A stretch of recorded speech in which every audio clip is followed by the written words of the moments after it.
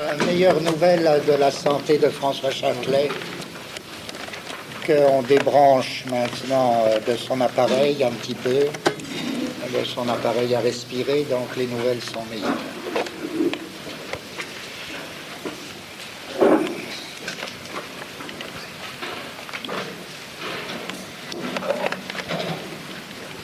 Nous poursuivons dans notre but qui est d'en finir avec l'image action. Et alors vous vous rappelez certainement où nous en sommes. Nous avons nos deux formes d'image action. L'une qui répondait à la formule SA, S', situation, action, situation modifiée, ou rétablie, ou empirée, etc. Si je la résume encore, c'est de la situation au duel. Je ne m'explique plus sur ces termes, puisqu'on est resté longtemps sur tous ces termes. L'autre forme d'image-action est du type ASA'. Action, situation, action. Cette fois-ci, c'est de l'indice à la situation. Cette seconde forme de l'image-action implique que ne sera connu de la situation que ce qu'en laisse deviner l'action. D'où, c'est bien, ça répond bien à la formule ASA ou ASA'. Et je disais, la première, appelons-la grande forme. Ou bien, appelons-la spiralique. J'ai essayé de commenter pourquoi il s'agissait bien d'une spirale. Ou bien appelons-la éthique. Là, je fais juste une précision. Éthique, pourquoi? Je l'ai dit la dernière fois, parce que, en prenant le mot ethos en son sens étymologique, l'ethos, c'est à la fois le séjour ou le lieu du séjour et la manière d'être, le comportement, l'habitus. Donc la formule SAS est bien une formule qu'on peut appeler éthique, au double sens de ethos, situation dans laquelle on séjourne, action, habitus.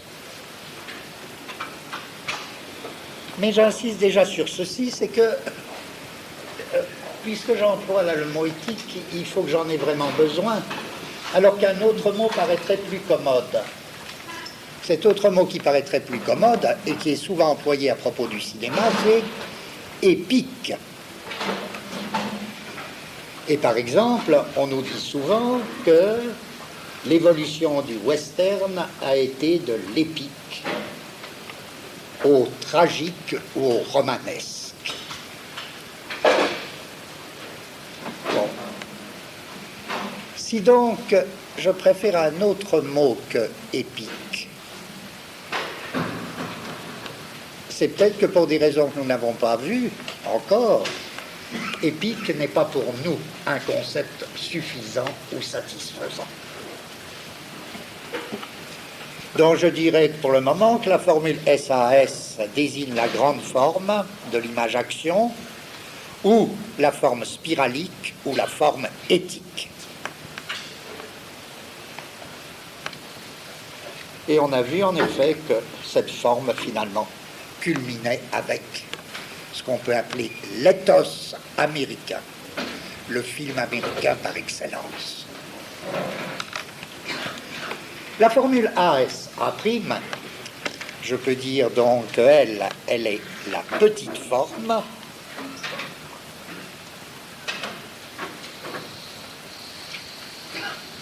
qu'elle est elliptique. Et là, je commande tout de suite, je vous rappelle, aux deux sens du mot ellipse, figure géométrique à deux foyers. Donc ça se distingue bien ou ça s'oppose bien à spiralique de la grande forme. Figure géométrique à deux foyers, mais aussi figure de rhétorique qui indique un manque dans le récit. Et vous voyez pourquoi un manque dans le récit. Les deux foyers dans ma formule, c'est A, A', A, S, A'. Les deux foyers, c'est A, A'. Et le manque objectif, donc, j'ai déjà là une forme elliptique au sens géométrique, mais c'est une forme elliptique aussi au sens rhétorique, cette fois-ci par référence à S, compris entre les deux A, puisque, par nature, la situation ne sera dévoilée que dans la mesure où l'action est que pour ce que l'action en montre, elliptique, elle sera quoi? Il faut un concept. Et je me dis tout de suite, c'est pas par hasard que dans la distribution des genres que j'ai fait, lorsque je disais le film historique, bon, en allant très vite, le grand film historique, c'est bien, la forme spiralique, la grande forme, mais ce que les Allemands appellent le film à costume à la Lubitsch, dans ces films dits historiques. Le film à costume, ça c'est la petite forme. C'est du type ASA'. Et j'avais essayé de faire le film, par exemple, le film noir. C'est la forme SAS. Mais le film policier, c'est nécessairement la forme ASA'. Pourquoi? Puisque dans le film policier, par définition, on va de l'indice à la situation. Et qu'on connaît de la situation que ce que nous en donne l'indice, ou les indices. Bon, mais j'avais une impression que c'était que dans ma distribution des genres, finalement, la petite forme renvoyait toujours à quelque chose que l'on peut nommer, du point de vue d'une théorie des genres en général, de la comédie. De la comédie, c'est-à-dire pas forcément du comique, bien que naisse tout de suite pour nous la question, est-ce que le comique n'est pas fondamentalement de la petite forme, ASA', notamment sous sa forme cinématographique la plus radicale, à savoir le burlesque. On aura à se demander ça très vite, parce qu'aujourd'hui, il faut aller vite. Peut-être. Mais je dis, il me faut un concept qui dépasse le comique, là, pour indiquer la comédie qui peut être une comédie dramatique, une comédie à costume, une comédie historique. C'est pour ça que, quitte à former un concept, mais il ne me plaît pas beaucoup, mais ça, j'aurais préféré un mot meilleur, on emploiera la notion de comédique. Et l'on dira que la petite forme, pour ne pas confondre avec comique, qui n'est qu'un cas du comédique, et l'on dira que la petite forme, elle, ASA, elle est elliptique au double sens de l'ellipse, et elle est comédique. Bon, ça ne nous sert pas beaucoup tout ça. Et pourtant, maintenant, la tâche que nous avons, c'est de la terminologie. Bon, la terminologie, moi j'aime bien, mais il s'agit de donner un caractère concret à la différence entre ces deux formes de l'image-action, grande forme et petite forme, telles qu'on vient de les nommer avec plusieurs mots. Oh, pour essayer de faire comprendre, là on est dans la même situation. Je me dis, comment essayer de faire comprendre? Eh bien, plus on oublie de temps en temps de quoi on parle, mieux c'est. La lumière, elle vient par définition. La lumière sur un sujet, elle vient toujours d'ailleurs. Alors, parfois on ne le sent même pas, on voit, mais elle vient toujours d'ailleurs. Alors je me dis, cherchons, quels seraient les ordres de données qui nous permettraient d'avancer dans une analyse des deux formes comparées. Vous voyez, jusqu'à maintenant, ce que j'ai fait toutes les précédentes fois, c'est une analyse de la grande forme, et puis j'ai commencé la dernière fois une analyse de la petite forme, mais ce qu'il me faut aujourd'hui, c'est vraiment mener une espèce d'analyse comparée des deux formes pour faire surgir vraiment leurs différences à un niveau plus profond que celui de la simple terminologie. Et je me dis, bon, bah, je voudrais, moi, utiliser 3 sortes de données. Et là, en philosophie, moi, je crois que c'est comme dans les sciences, il y a des choses qui sont faites, et ben, quand quelque chose est fait et bien fait, il faut s'en servir. Je voudrais analyser 3 sortes de données. Une donnée, alors on oublie le cinéma pour 5 minutes. Une donnée épistémologique, une donnée esthétique et une donnée mathématique. Alors, vous vous laissez mener comme avec confiance, je veux dire, comme ça. Vous vous demandez même pas en quoi ça s'applique. Et puis peut-être que ça surgit immédiatement, en quoi ça s'applique à notre recherche sur les formes d'image-action au cinéma. Je dis, premier type de recherche épistémologique. Je me réclame d'un article de Canguilhem, dans un recueil d'articles intitulé « Connaissance de la vie ». Et l'article porte sur la notion de milieu. Notion que nous avons déjà rencontrée pour notre compte au niveau de l'image-action, si vous vous rappelez. Or, Canguilhem fait une analyse historique du concept de milieu dans les sciences. Et il nous dit en gros ceci. Milieu a eu 2 sens. 2 sens en apparence très très différents. La question, est-ce qu'on peut passer de l'un à l'autre? Premier sens du mot milieu, lorsque le mot apparaît dans un emploi qui ensuite deviendra très familier. En fait, c'est tardif. Quand on parle d'un milieu ou du milieu, ça apparaît avec qui? Ça apparaît avec les encyclopédistes. L'encyclopédie, au XVIIIe siècle, consacre un article à milieu et marque bien que c'est une notion nouvelle à l'époque. Et c'est une notion de pure mécanique. Et elle dérive de qui? Bien que ce quelqu'un n'employait pas le mot milieu, elle dérive, et ceux qui introduisent le mot milieu en ce premier sens vont se réclamer de lui directement, elle dérive de Newton. Et elle signifie quoi? Elle signifie ce que Newton appelait, lui et nommait un fluide. Un fluide. Mais qu'est-ce que c'est qu'un fluide pour Newton? C'est le véhicule d'une action à distance. C'est le véhicule d'une action à distance. Par exemple, l'attraction entre 2 corps. Vous connaissez un thème célèbre chez Newton, l'attraction entre 2 corps. Eh bien, le milieu, ce sera l'intermédiaire. Voyez pourquoi il est dit milieu. Il est bien au milieu.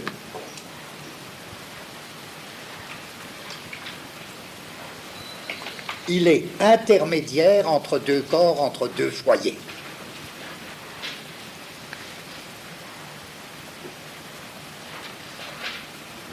Et c'est le chemin de l'action d'un corps sur l'autre ou de l'interaction des 2 corps.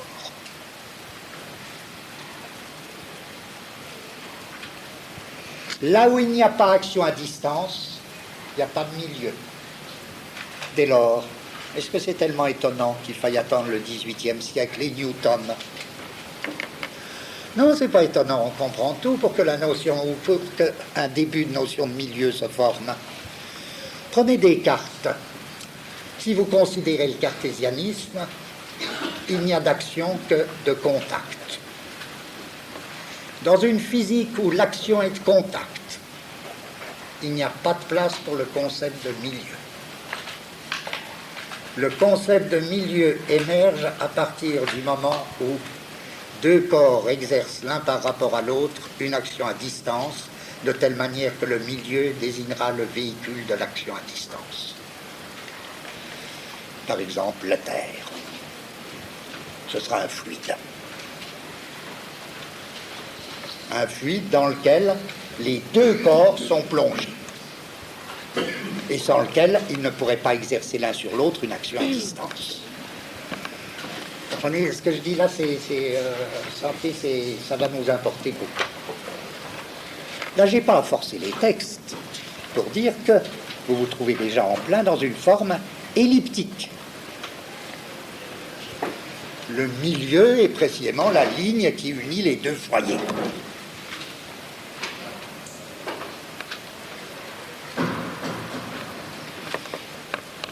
Et c'est en ce sens que tout le XVIIIe siècle prendra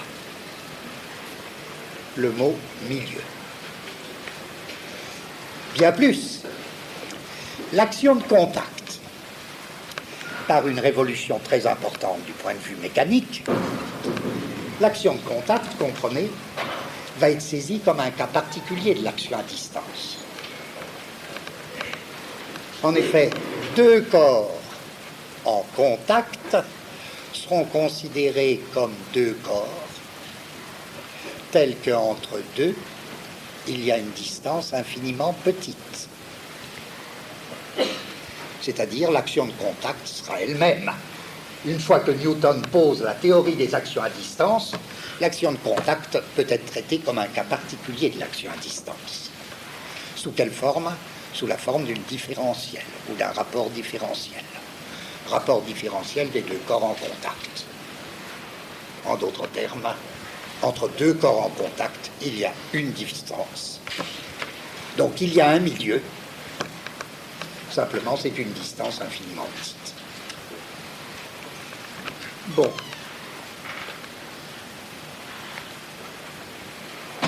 À la fin du XVIIIe siècle, apparaît un concept très nouveau.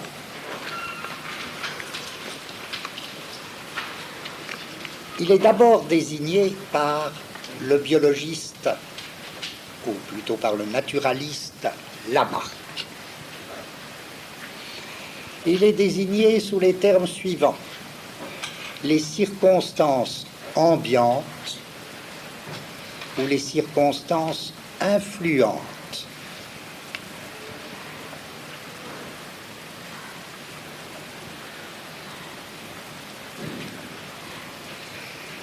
Et cette fois, la notion désigne, cette notion va très vite être appelée par quelqu'un de précis, à savoir Auguste Comte, au XIXe siècle, va être nommé le milieu. Et là, ce n'est plus une notion mécanique. Très important faire l'histoire d'une notion de ce point de vue. Ce n'est plus du tout une notion mécanique, c'est une notion bio-anthropologique, à savoir l'ensemble des circonstances ambiantes qui s'exercent sur un vivant considéré comme centre. Voyez, ce n'est plus le milieu qui est au milieu. En un sens, le mot a perdu toute raison d'être. C'est plus le milieu qui est au milieu, au contraire. C'est le vivant qui est dans un milieu. Le milieu désigne l'ensemble des circonstances ambiantes qui s'exercent sur un vivant. C'est complètement différent du sens newtonien, qui était véhicule d'action à distance entre deux corps. Là, c'est une image, d'une part, c'est une image, au plus simple, c'est une image sphérique. L'ensemble des circonstances ambiantes, une fois dit que le milieu exerce son action sur le vivant, et Auguste Comte va développer dans son cours de philosophie positive toute cette conception, à l'époque très très nouvelle, des rapports du vivant et du milieu, mais il est bien entendu aussi que le vivant réagit au milieu, c'est-à-dire qu'on se trouve pleinement cette sphère, en fait la sphère du milieu, si vous tenez compte du mouvement centripète, action sur le vivant au centre, et du mouvement centrifuge, réaction du vivant sur le milieu, qui se décuple avec l'homme, puisque l'homme, à mesure qu'il reçoit l'influence du milieu, construit un milieu artificiel. C'est en plein l'émergence de la forme SAS'.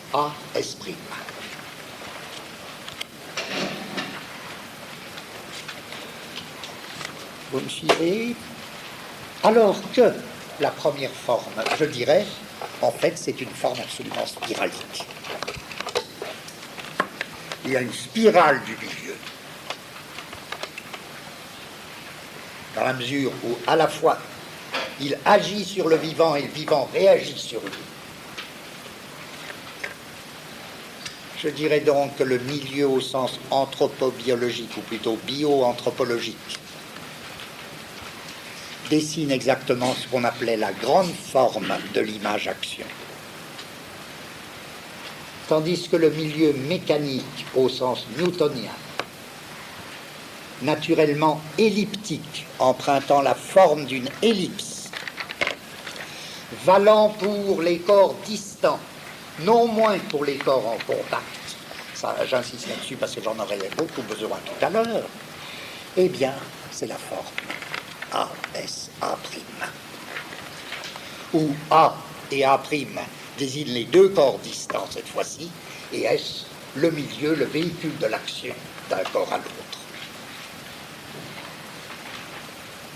Vous comprenez? Pas de problème là.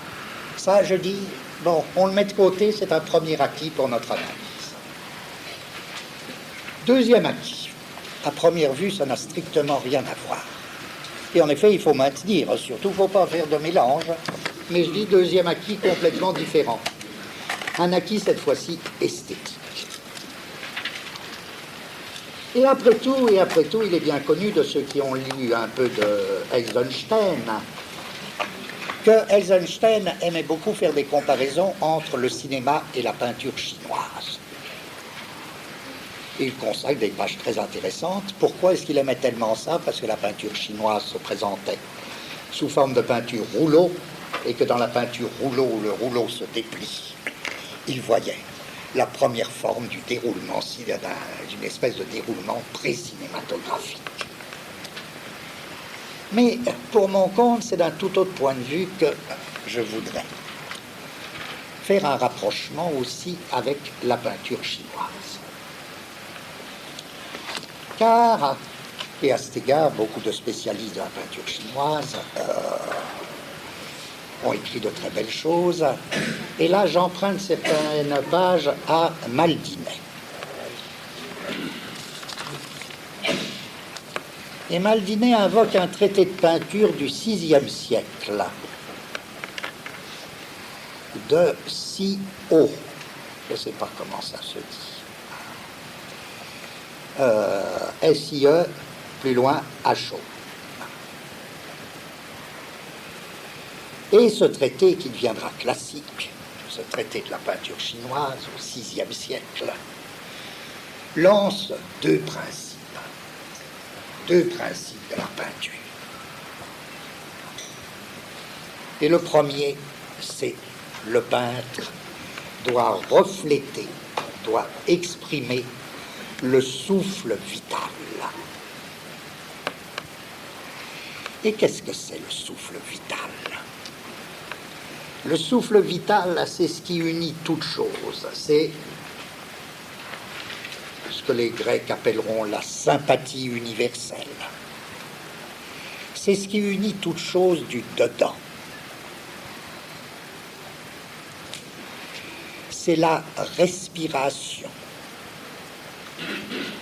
C'est une espèce de respiration universelle, avec diastole et systole, avec contraction et expansion,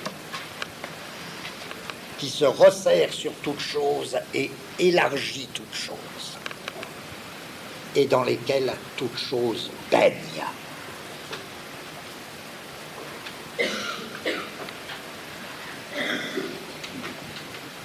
Et c'est dans cet élément du souffle vital, de la grande respiration, diastole-systole, bon, que toutes les choses et tous les êtres apparaissent. Le souffle vital est comme le fond duquel toutes les choses surgissent en tant qu'elles se manifestent, en tant qu'elles apparaissent. Et si le peintre ne sait pas faire passer là, dans son tableau, quelque chose du souffle vital, ce n'est pas un bon peintre. Mais le deuxième principe, c'est donc, je dirais, c'est une espèce d'espace diffusion. C'est un espace qui diffuse à travers les choses et les êtres. Je dirais aussi bien que toute chose et tout être sont dans ce souffle vital. Ils sont au milieu de ce souffle vital. Je n'ai pas besoin d'en dire plus, je dirais, c'est la forme, c'est la grande forme. C'est la grande forme SAS.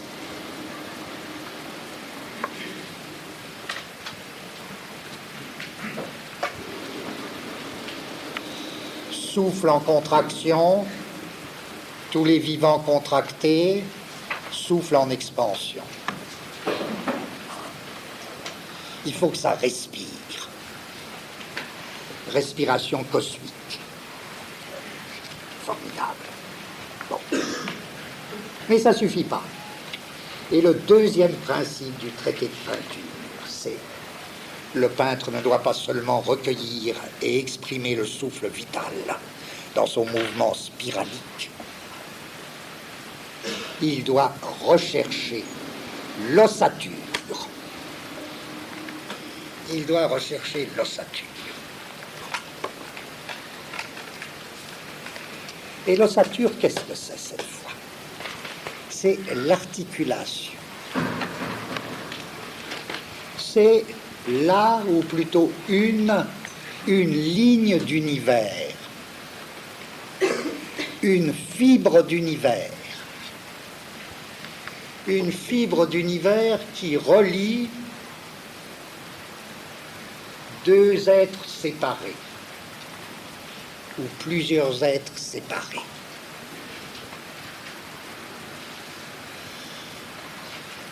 Un poisson et le bord est une pierre. Entre un poisson et une pierre au fond de l'eau, il y a une ligne d'univers qui passe. Si vous n'avez pas l'ossature, si vous ne savez pas tracer les lignes d'univers, les fibres d'univers, vous ne savez pas peindre. Qu'est-ce que ça veut dire? La ligne juste qui relie, ou qui va. Relier, c'est déjà trop.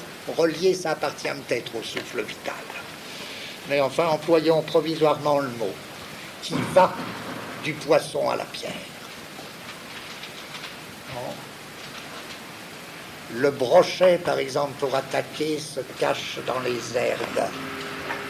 Il y a une ligne d'univers, brochet, herbe. Trouvez la ligne juste. Une fois dit que la ligne juste, c'est pas la ligne droite.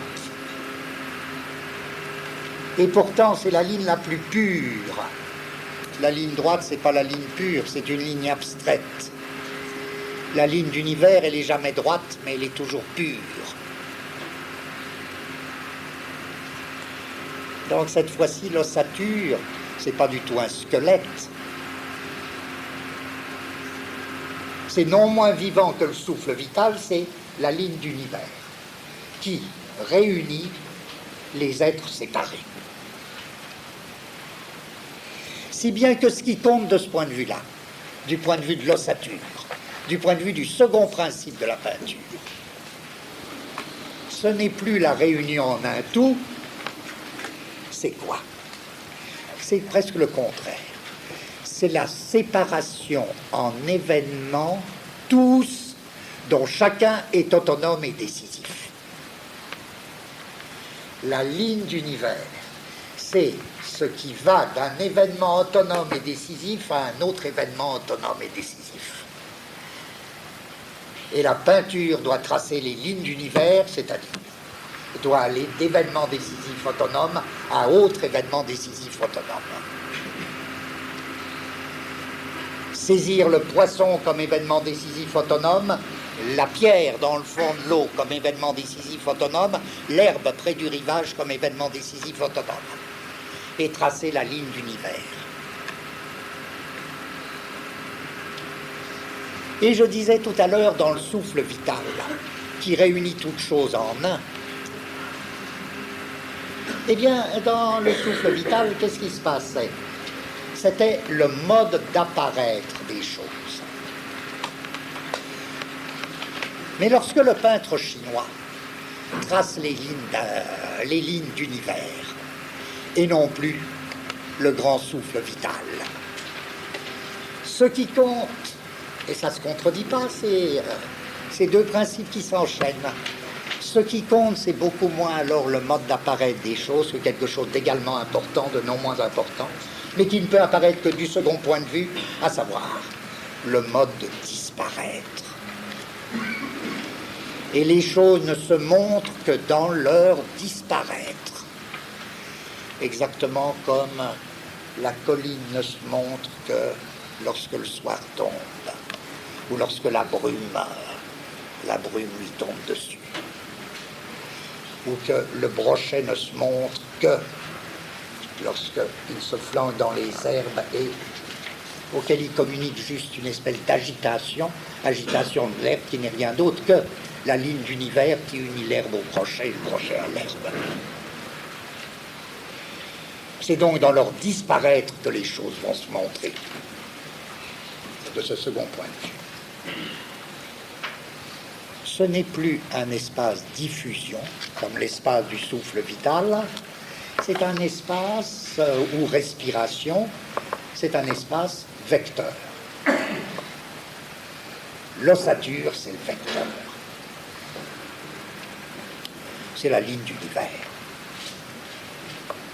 Voilà. Là, j'ai même pas à commenter pour dire,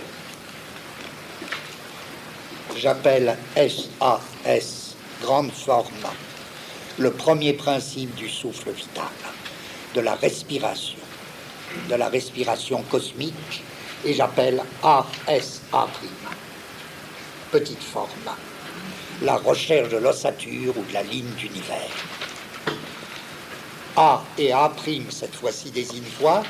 Ils désignent les choses ou les êtres conçus comme événements dont chacun est autonome et décisif. A et A'. Chacun est un événement autonome décisif. S ne vaut que par rapport à eux et ne se manifeste que par rapport à eux, puisque la ligne d'univers est toujours relative à des êtres ou des événements. Elle est la ligne qui va de l'un à l'autre, la ligne la plus pure qui va de l'un à l'autre, est telle que la main doit la tracer, sans trembler, même s'il faut qu'à un moment elle soit trouée. Ce sera une forme parfaitement elliptique, aux deux sens de ellipse. Ah oui, oh, alors ça va très bien ça aussi. Je veux dire, c'est un deuxième acquis. Troisième acquis, en mathématiques. Là, ce que je vais dire ne suppose aucune connaissance mathématique, que je n'ai d'ailleurs pas. Ceux que ça intéresserait, parce que c'est très intéressant, peuvent se reporter à un des rares grands livres de philosophie des mathématiques parus en France, à savoir Albert Lothman,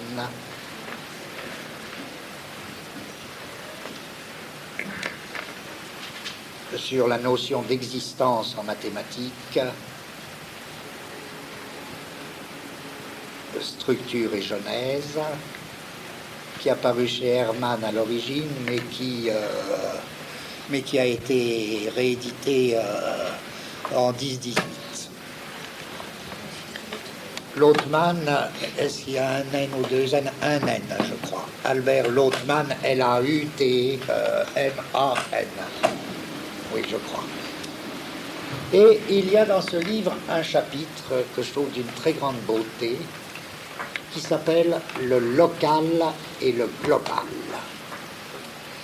Et il s'agit de montrer que dans toutes sortes de chapitres des mathématiques modernes, deux approches tantôt s'opposent, tantôt se combinent. Il n'y a pas d'opposition absolue. Tantôt s'opposent, tantôt se combinent. Une approche locale et une approche globale. Et que ça vaut par exemple pour la théorie des fonctions analytiques. Mais que ça vaut aussi pour toutes sortes d'aspects de la géométrie, de l'espace géométrique. Et que ces deux approches, locales et globales, dominent, et ce n'est pas seulement les mathématiques modernes, mais sont un aspect très important dans les différentes méthodes par lesquelles les mathématiques modernes, mais ce ne serait pas difficile de trouver l'équivalent dans les mathématiques anciennes. Bon, qu'est-ce que c'est que ces deux approches? Eh bien, dans le global, là j'en retiens vraiment des notions pas du tout mathématiques. Aussi, c'est pour ça que je vous renvoie au texte même de Lothman, pour ceux que ça intéresse. Ben, le global, la méthode globale, consiste, si vous voulez, à caractériser une fonction pour l'ensemble d'un domaine. Une fonction sera caractérisée pour l'ensemble d'un domaine. Qu'est-ce que ça veut dire? Ça veut dire que la méthode globale cherche avant tout à définir une totalité. Une totalité indépendamment des éléments qui la composent.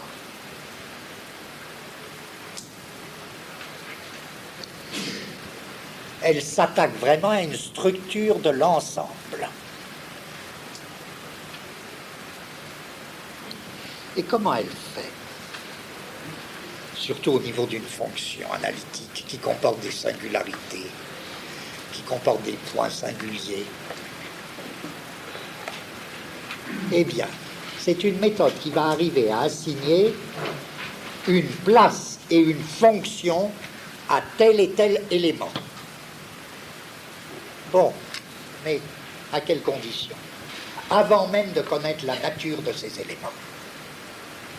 C'est en fonction de la structure de l'ensemble qu'on pourra assigner une place et une fonction univoque, donc, j'insiste sur univoque, qu'on pourra assigner une place et une fonction univoque à des éléments dont on ne connaît pas encore la nature.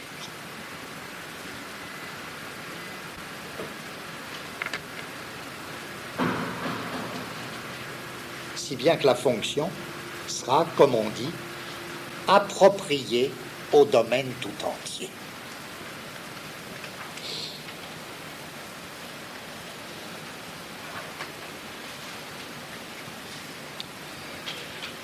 Au contraire, comment procède la méthode dite locale? La méthode locale porte non plus sur la structure de l'ensemble, qu'elle ne peut pas se donner. Elle porte sur un élément de la réalité mathématique, un élément de l'ensemble, même infinitésimal. Là, on rencontre encore la notion d'infinitésimal dont je vais avoir besoin tout à l'heure, donc j'insiste. Le local porte sur l'élément même infinitésimal de la réalité mathématique, puis chemine de proche en proche. Elle chemine de proche en proche jusqu'à un autre élément. Vous me direz, c'est pas difficile tout ça. Ça revient à dire que la méthode globale va de partie à partie, tandis que la méthode globale va du tout à telle partie. Eh bien non, évidemment non. Évidemment non. J'insiste là-dessus, il n'y a pas moins de totalité dans le local que dans le global. C'est simplement que la totalité n'y est pas du tout conçue de la même façon.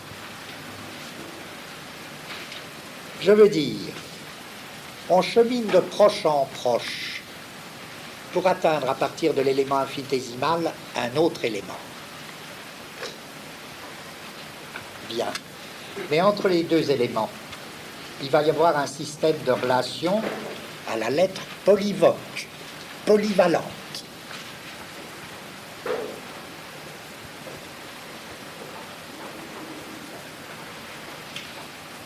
Et c'est ce système de relations polyvalentes, polyvoque, entre deux éléments qui vont permettre de déterminer la totalité correspondante. Et comment on fait? Il n'y a pas besoin non plus d'entrer dans des détails mathématiques. Par exemple, une fonction sera définie au voisinage d'un point. Une fonction sera définie au voisinage d'un point. Ce point, vous le prenez comme centre d'un cercle.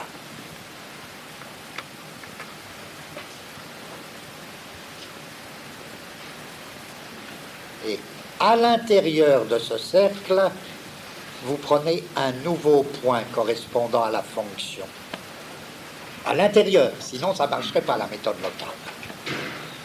Et ce point que vous avez pris à l'intérieur du cercle, qui est un cercle de convergence, vous prenez un point à l'intérieur du cercle que vous traitez à son tour comme centre d'un nouveau cercle.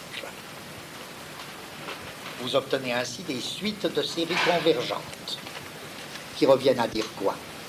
Que vous avez fait une succession d'opérations locales et vous avez construit votre espace dans le courant de cette succession d'opérations locales, de proche en proche. Et c'est chaque fois les relations polyvoques entre deux éléments. Voyez comment ils sont définis les éléments là maintenant. Ils sont définis chacun comme centre d'un cercle. Mais le deuxième élément étant pris à l'intérieur du premier cercle, vous gagnez vraiment et vous étendez de proche en proche votre espace. Ce sera typiquement un espace amorphe, un espace de raccordement. Un espace de raccordement, mais pas du tout un espace sans totalité. La totalité, elle vous sera donnée dans le système des relations entre éléments. Ce sera une toute autre conception de la totalité.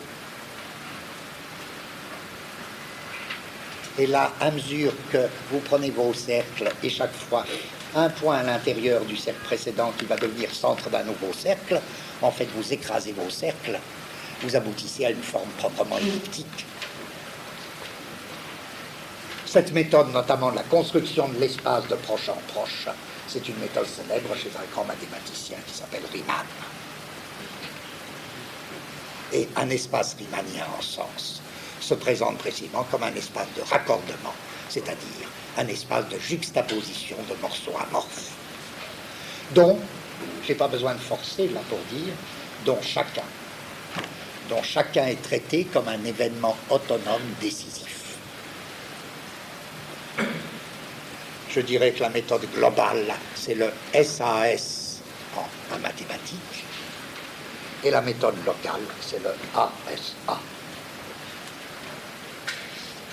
Bien.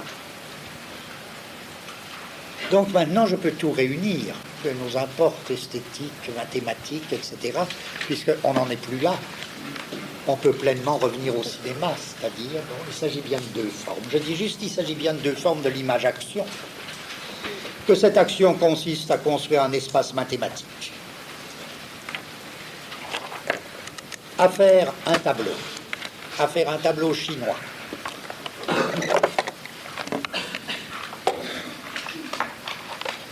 Ou à faire du cinéma, ça ne nous fait plus rien du tout. on tient bien aux deux formes. Et quand même, ces exemples, ils m'ont au moins servi à ceci, justifier tous ces termes spiraliques, elliptiques, et il me semble qu'on a une idée plus concrète de l'affrontement des deux types d'imagination. Avec du coup toutes sortes de pressentiments. Là, je vais aller très vite, alors je vais très très vite. C'est tout simple. Tout simple, je dirais, comme ça. Du point de vue, bon, si on imaginait des espèces d'exercices pratiques avec commentaires de films, bon. Je peux dire, premier cas, les auteurs qui ont bien aimé passer d'une forme à l'autre. Comme si c'était un rythme chez eux.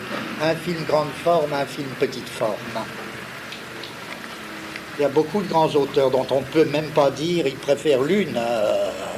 Toute leur œuvre est comme scandée par des films grande forme et puis des films petite forme. Et vous voyez par parenthèse que ce que j'appelle petite forme, en effet, ça peut comporter le grand écran.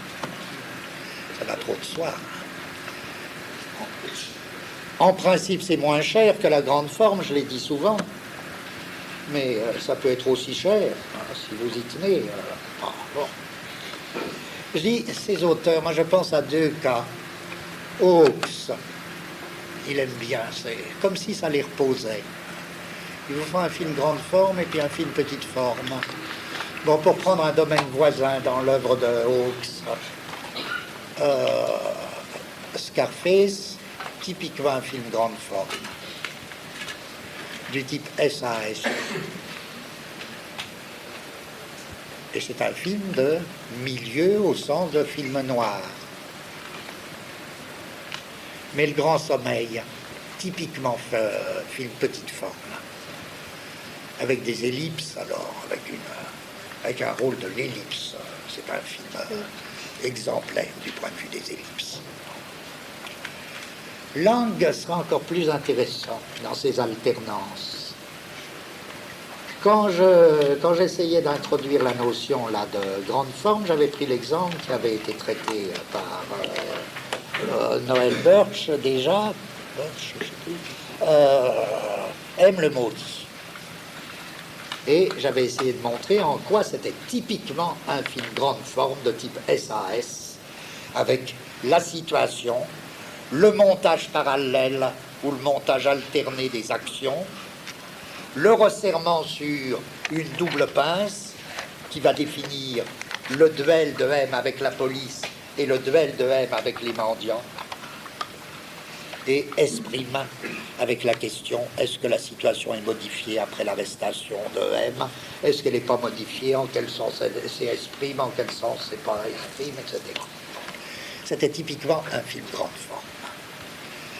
Mais quand vous pensez à un film extraordinaire comme qu'est-ce que c'est? C'est en même temps, formellement, on conçoit que parfois ils inventent des scénarios, les auteurs, rien que pour, pas rien que, mais où les problèmes formels sont fondamentaux. Il y a un film, je le dis très vite pour ceux qui en ont souvenir, L'invraisemblable vérité, qui est là comme un condensé, fait avec une espèce d'art éblouissant, un condensé, une espèce d'exercice follement brillant de la petite forme, ASA'. Et en effet, c'est quoi? C'est, pour ceux qui se rappellent, c'est quelqu'un qui fabrique de faux indices. Ça va tout entier de indices. Vous allez voir en quoi c'est vraiment typique de ASA'. Quelqu'un de particulièrement compliqué fabrique de faux indices qui vont l'accuser d'un crime. En apparence, c'est pour mettre en question les erreurs judiciaires. Vous me suivez? Mais en réalité, c'est lui le vrai criminel, et toute sa fabrication de faux indices est pour cacher les vrais indices qu'il a laissés. Vous avez exactement la structure. A, faux indices.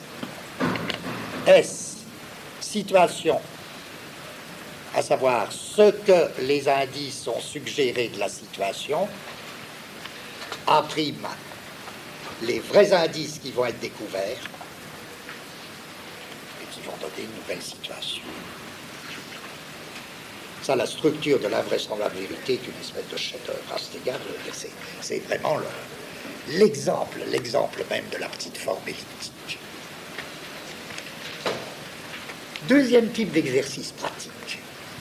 Est-ce qu'il y aurait des auteurs à vocation prédominante?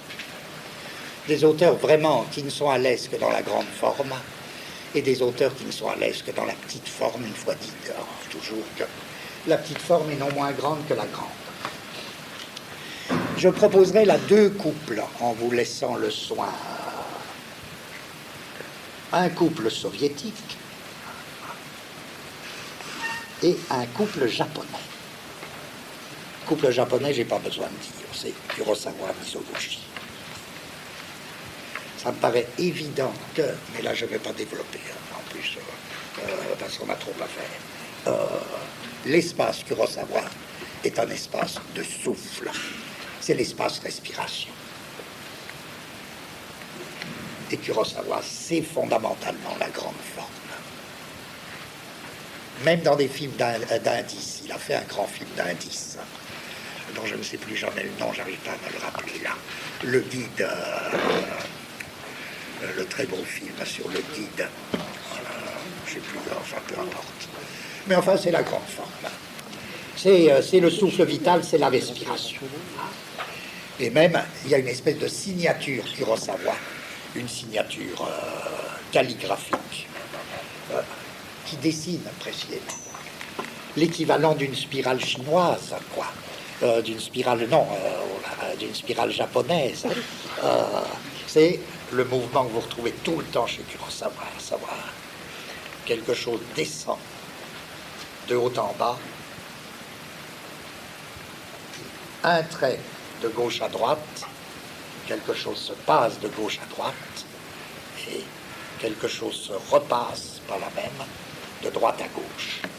Si bien que vous avez comme un caractère là qui précisément organise un espace global.